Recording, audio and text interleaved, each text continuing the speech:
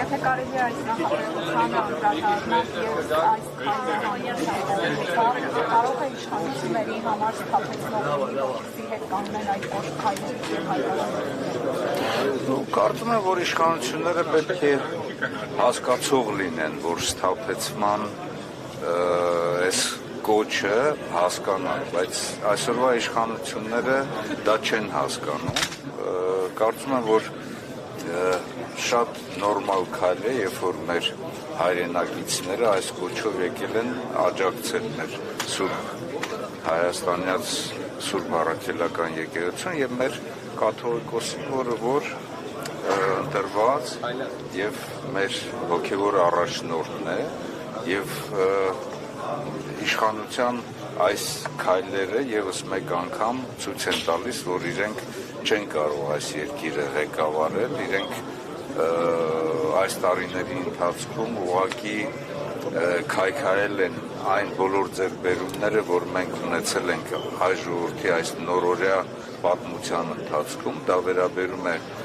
բոլոր այն արժեքներին, որոնք որ հիմք են ստեղծել ինքնիշխան պետություն ձևավորելու եւ ազատ Արցախ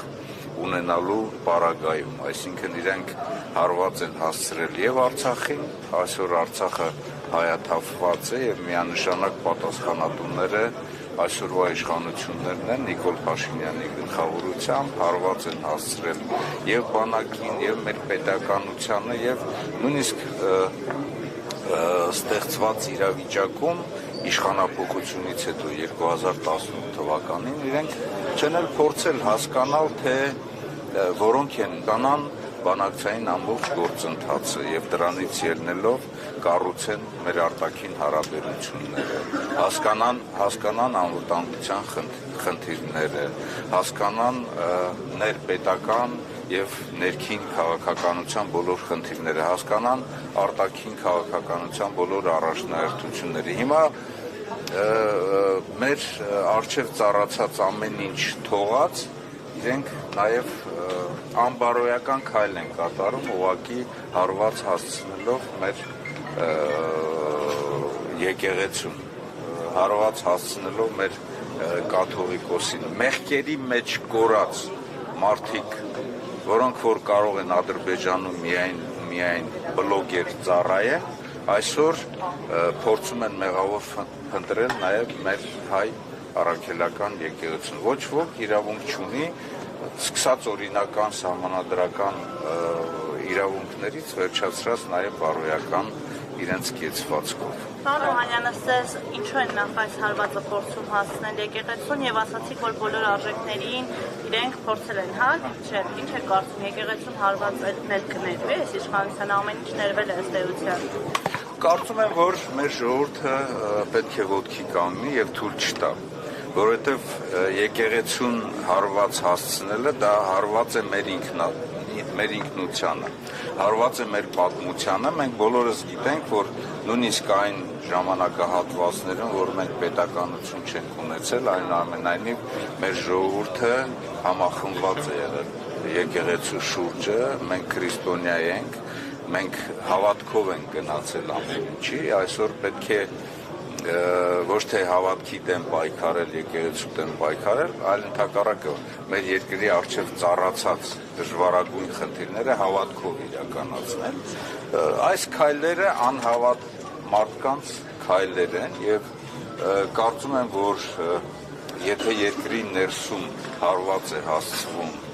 մեր եկեղեցուն, դրսից ադրբեջանցիները այնքան չեն կարող պառակտել մեզ, որքան որ այս հարվածով կարող են պառակտել։ Դրա համար մեր ժողովուրդը պետք է ոտքի կանգնի եւ պաշտպանի մեր եկեղեցուն։ Ինչ կարող ենք ակնկալել պատիվների հետ նախատեսված բանակցություններից եւ արդյոք կգա ընդհանուր հայտարարություն։ Տեսեք,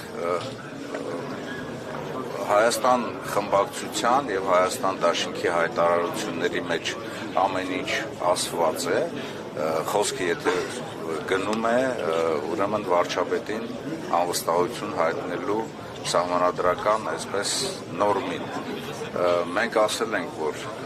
իրավական բոլոր հիմքերը կան վարչապետին անվստահություն հայտնելու, իսկ իրավական հիմքերը դա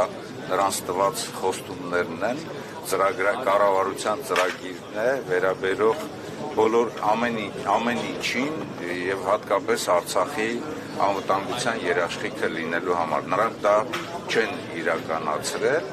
Գումարած դրան մենք ասել ենք, որ իմպիչմենտի համար բարձ մաթեմատիկական հաշվարկ կա եւ մենք պատրաստ ենք այդ շրջանակներում, եթե համապատասխան թվականակ հավաքվում է, տեսեք,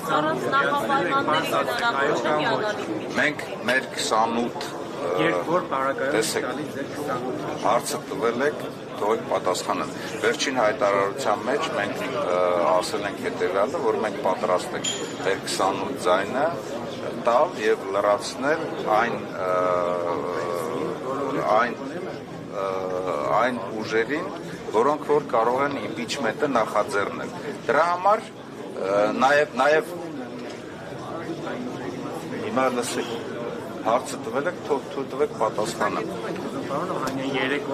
Վաղը մենք հանդիպելու ենք։ Ձեր 28-ը արկա 6-ին տալու եք։ Մենք վաղը հանդիպելու ենք եւ այդ շրջանը պատիվ ունեմի հետ հանդիպելու ենք եւ քննարկելու ենք այդ բոլոր խնդիրները եւ կգանք ընդհանուր եզրակացության։ Ինչ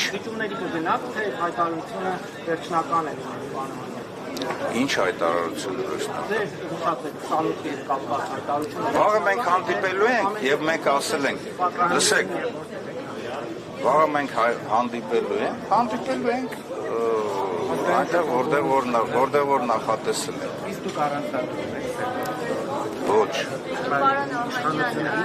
Դատախազությունը ինչ քրական վարություն նախաձեռնել։ Հերթական շոուն են ուզում կազմակերպել այսօրվա մեր հանրությունը շեղելու մեր առջև ծառացած։